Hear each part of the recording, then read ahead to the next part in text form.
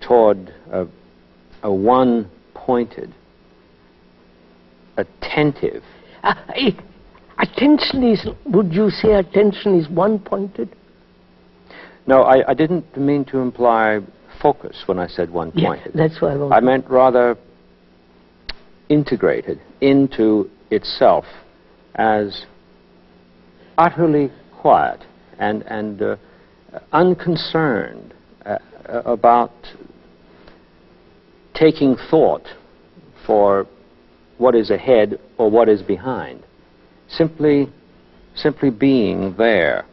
The word there isn't good either, because it suggests that there's a where and a here and all the rest of it. It is very difficult to find, it seems to me, language to do justice to what you're saying. Precisely because when we speak, utterance is in time, and it is progressive. It has a quality, doesn't it, more like music than we see in graphic art. You can stand before a picture, whereas to hear music and grasp its theme, you virtually have to wait until you get to the end and gather it all up. And with language, you have the same difficulty. No, I think so, won't you? When we are inquiring into this problem, what is the nature and the structure of a mind, and therefore the quality of a mind, that is not only sacred and holy in itself, but is capable of seeing something immense. As we were talking the other day about suffering, personal and the sorrow of the world, it isn't that we must suffer. Suffering is there. Every human being has a dreadful time with it. And there is suffering of the world. And it isn't that one must go through it, but as it is there, one must understand it and go beyond it. And that's one of the qualities of a religious mind, in the sense we are using that word, that is incapable of suffering. It has gone beyond it, which doesn't mean that it becomes callous. On the contrary, it is a passionate mind.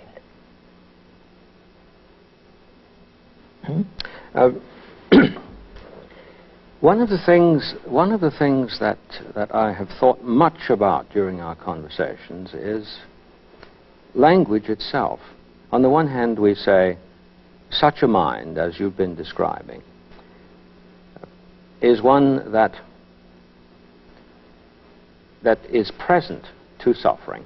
It does nothing to push it away, on the one hand, and yet it is somehow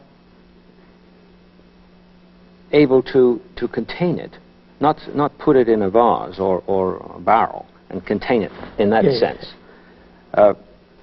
And yet the very word itself, to suffer, means to undercarry. And it seems close to understand. Over and over again in our conversations, I've been thinking about the customary way in which we use language as a use that deprives us of really seeing the glory of what the word points to itself in itself. I was thinking about the word religion when we were speaking earlier. Yes. Scholars differ as to where that came from. On the one hand, some say that it means to bind. The church fathers spoke about that. And then others say, no, it means the numinous, or the splendor that cannot be exhausted by thought. It seems to me that, wouldn't you say, that there's another sense to bind that is not a negative one, in the sense that if one is making this act of attention, one isn't bound as with cords of ropes. No, but one is there or here. You see, now again, let's be clear. When we use the word attention, there's a difference between concentration and attention. Yes, yes. Concentration is exclusion. I concentrate. Mm-hmm.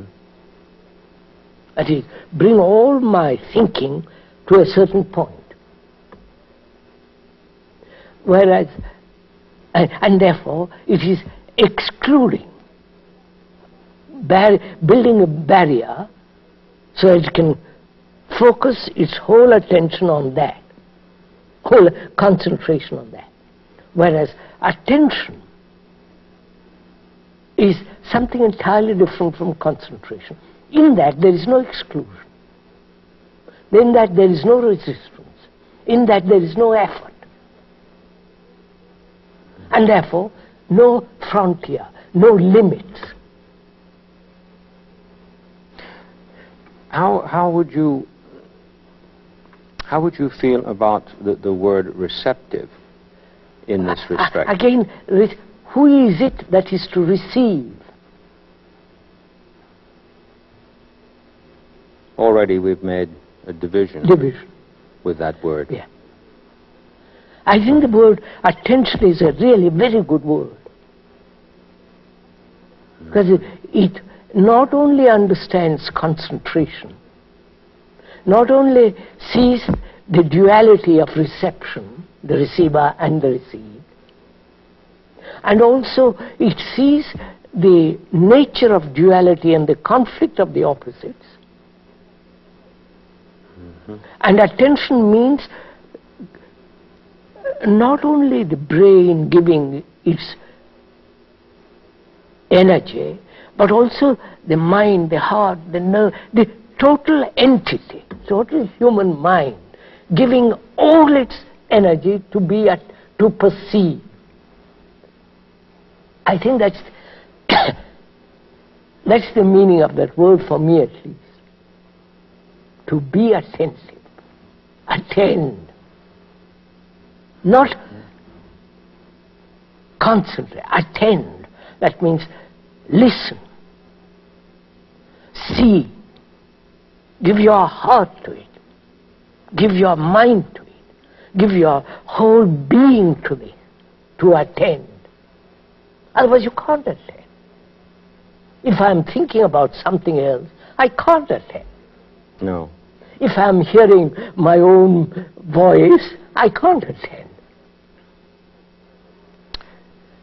There's a metaphorical use of the word waiting in Scripture.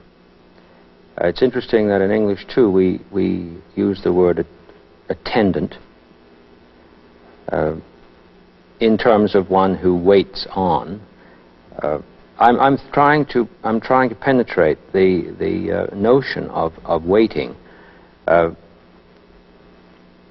and patience in relation to this. I think waiting again means one who is waiting for something. Again, there is a duality in that. And when you wait, you are expecting. Mm-hmm. Again, a duality. One who is waiting, about to receive. So, if we could, for the moment, hold ourselves to that word, attention, then we should inquire, what is the quality of a mind